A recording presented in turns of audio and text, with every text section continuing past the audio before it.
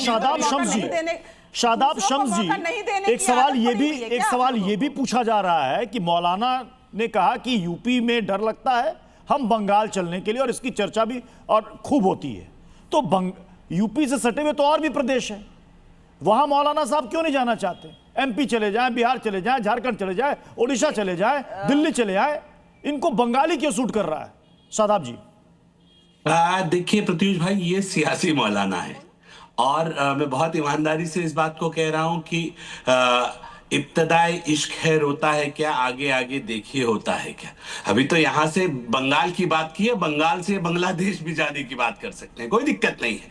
अब जिनको देश के कॉन्स्टिट्यूशन पे यकीन नहीं है, जिनको हिंदुस्तान में डर लगता है, इस डेमोक्रेसी में जिसको डर लग रहा है, और तब डर नहीं लग रहा था इन्हें जब गुंडा राज चल रहा था समाजवादी पार्टी का, जब खुलेआम, मैं देहरादून में रहता हूं, उत्तराखंड में, जब दिल्ली से देहरादून आते थे तो रास्ते में लूट हो जाती थी। मेरठ और मुजफ्फरनगर पढ़ते थे, घर वाले कहते थे बहुओं को जेवर उतार के गाड़ी में छुपा लो, लूट हो जाएगी।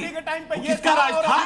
आज लॉ एंड ऑर्डर चल रहा है, आज लॉ एंड ऑर्डर की सरकार चल रही है, तो पेट में दर्द हो रहा है। अरे मुझे पता था फराज कि भाई आप बोलेंगे, सुन लीजिए, मैंने, मुझे पता था आप बोलेंगे। आपके लोगों ने जो नंगा राज किया बर्दाश्त नहीं हो रहा है। प्लीज एक एक करके बोले, एक एक करके बोले। काम चल रहा है, बर्दाश्त की बच्ची को अपनी स्कॉर्पियो में खींच करके उसका बलात्कार, फराज किदवई जी, शादाब शम्स जी की बारी है, अभी उनको बोलने दीजिए।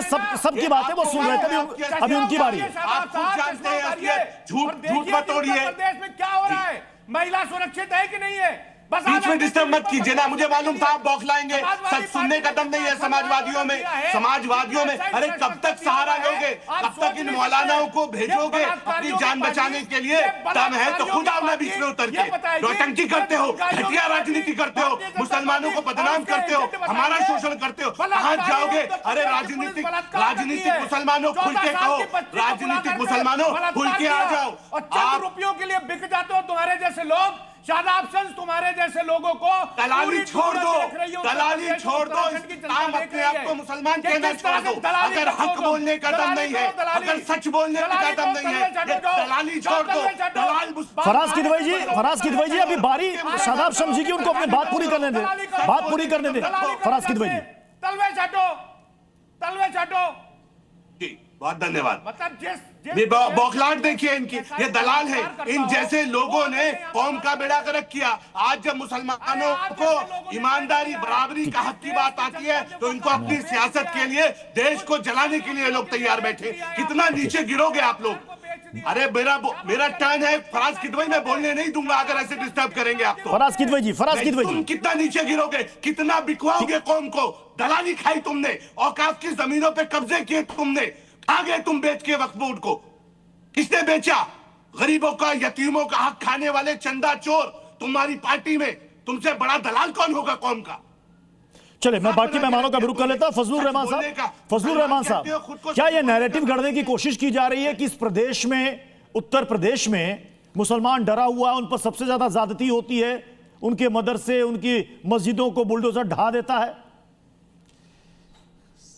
देखिए, सबसे पहले मेरा सभी को सलाम, और मैं ये बात हमेशा बारहा कहता हूँ, जय श्री राम, कि हिंदुस्तान मुसलमानों के लिए सबसे बेहतरीन मुल्क है, और यहाँ का हिंदू मुसलमानों के लिए सबसे बेहतरीन दोस्त है। और हिंदुस्तान, मैं मौलाना की तरफ भी जाता हूँ कि मौलाना को मैं ये बताना चाहता हूँ कि हिंदुस्तान जो मुल्क है हमारा, ये खूबसूरत मुल्क, अमन, मोहब्बत, यकजहती वाला मुल्क है। अगर इनको यहाँ डर लग रहा यूपी में, तो फिर इनको बंगाल जाने की क्या ज़रूरत है? किसी और देश का रुख करें। बंगाल भी तो हमारे देश का हिस्सा है, वो हमारे देश से अलग नहीं है कि उनको अगर गुनाह करेंगे तो सज़ा नहीं मिलेगी। अगर गुनाह हिंदुस्तान में कहीं भी होगा तो सज़ा वहीं मिलेगी। उनका कहना है कि यूपी में डर लग रहा है उनको। तो यूपी में डर लग रहा है तो बंगाल कोई हिंदुस्तान का हिस्सा नहीं है? वो भी हिंदुस्तान का हिस्सा है। उनको लगता है कि जाना चाहते हैं, क्या बंगाल में वो सुरक्षित रहेंगे? उनको लगता है बंगाल में मुसलमान सेफ है, उनके लिए सुविधाएं ज्यादा है। मैंने कहा ये सब राजनीतिक बयान है मौलाना का, और ऐसे मौके पर बयान देना। सेफ है, बंगाल में हर एक धर्म के लोग सेफ हैं। देखिए मैं आपको एक बात बताना चाहता हूँ, अगर सेफ है ये हिंदुस्तान, देखिए मुसलमान धर्म के कुछ लोगों ने चुन कर मारा, सेफ है क्या वो मोमो फैक्ट्री के अंदर मजदूर सेफ है जिनकी जान चली गई? बिल्कुल अलग है। बंगाल में जहाँ दुर्गा पूजा होता है, जहाँ पर कार्निवल होता है, वहीं पे नमाजें पढ़ी जाती हैं। अपनी अपनी बारी में नमाजें पढ़ी जाती हैं, सड़क पर नमाज पढ़वाते हुए शरिया कानून लागू करना चाहते हो। बंगाली हिंदू जब दुर्गा पूजा करना मैं मुमताज आलम रिजवी, मैं आपके पास जाऊंगा, लेकिन उससे पहले मैं जल्दी से